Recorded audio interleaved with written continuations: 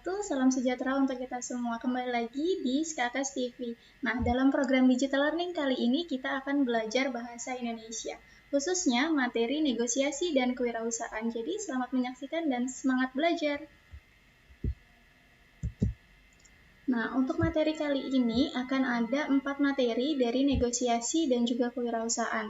Nah, judul untuk kali ini adalah bersepakat melalui negosiasi. Jadi dari 4 materi tersebut yang akan kita bahas kali ini adalah materi pertama, yaitu berkenaan dengan pengajuan, penawaran, dan penutup dalam teks negosiasi. Untuk pengertian teks negosiasi itu sendiri ada beberapa hal, tetapi sebelum kita masuk ke pengertian teks negosiasi, ada baiknya kita mengetahui tentang tujuan pembelajarannya. Nah, yang pertama adalah diharapkan dari pembelajaran kali ini siswa mampu menganalisis mengenai teks negosiasi, yang kemudian dapat membuat atau dapat mengkonstruksi isi dari teks negosiasi sesuai dengan struktur negosiasi yang berlaku. Untuk pengertiannya sendiri, kita merujuk dari Kamus Besar Bahasa Indonesia, yang mana negosiasi berarti proses tawar-menawar dengan jalan berunding guna mencapai kesepakatan bersama antara satu pihak yang pertama dan pihak yang lainnya. Nah, dari satu pengertian tersebut muncullah pengertian umum, yang mana pengertian itu sendiri adalah teks negosiasi ini merupakan kesepakatan, gitu ya, kesepakatan yang secara umum berbentuk interaksi sosial antara satu pihak dengan pihak yang lainnya.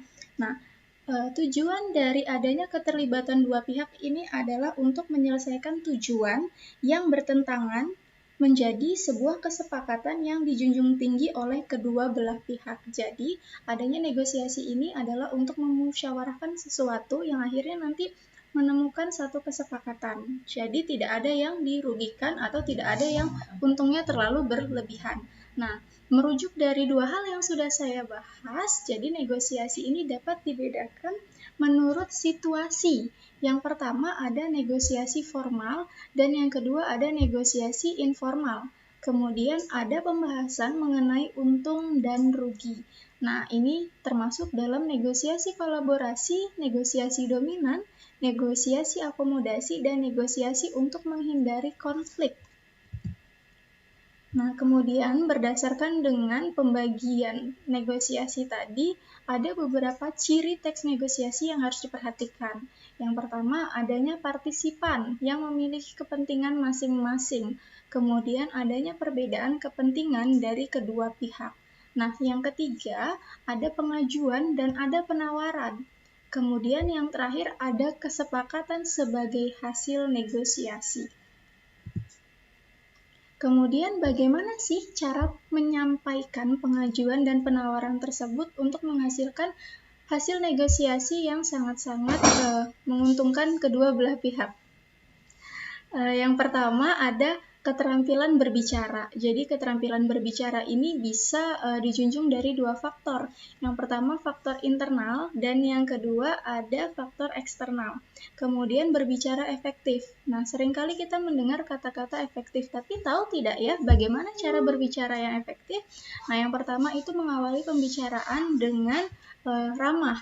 Kemudian langsung ke isi pembicaraan, tidak ada membicarakan hal lain di luar dari tujuan awal, yaitu kesepakatan. Kemudian negosiator memberikan kesempatan lawan bicara untuk menyampaikan gagasannya.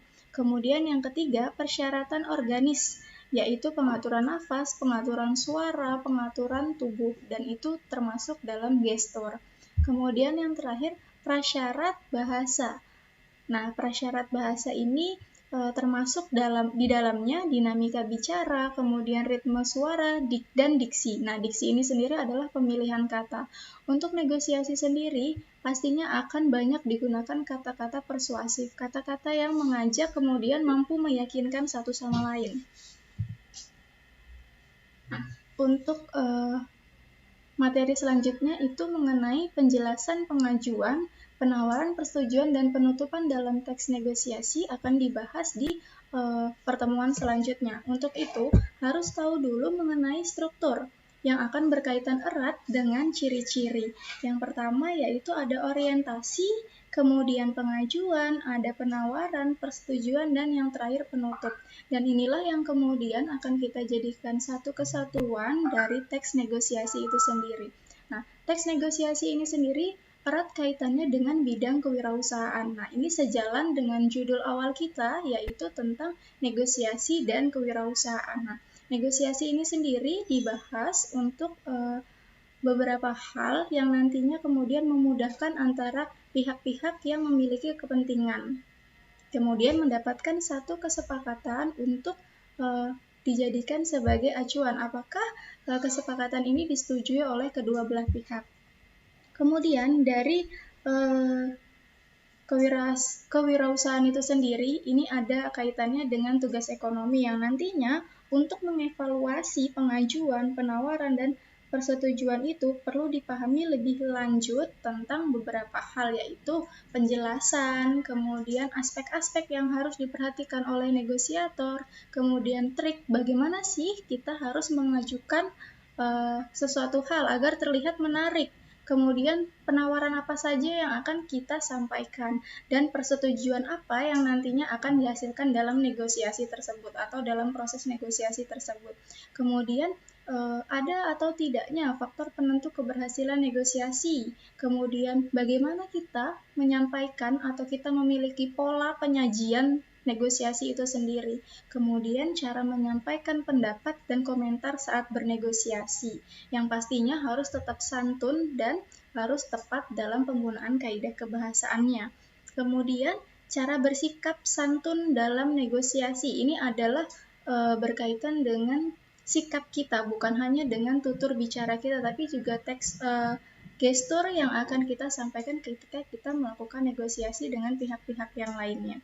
Kemudian yang terakhir, ada bagian terpenting yaitu cara menyampaikan pujian atas penawaran yang tadi sudah dibahas oleh negosiatornya, atau bahkan kita sebagai negosiator ingin mengunggulkan penawaran yang akan kita sampaikan seperti itu. Nah, untuk pembelajaran kali ini cukup sampai di beberapa hal yang berkaitan dengan negosiasi dan kewirausahaan secara mendasar seperti itu. Jadi tadi sudah ada tentang pengertian, kemudian tadi ada juga dibahas tentang ciri-ciri, yang kemudian ciri-ciri ini nantinya akan berkaitan dengan penyusunan struktur.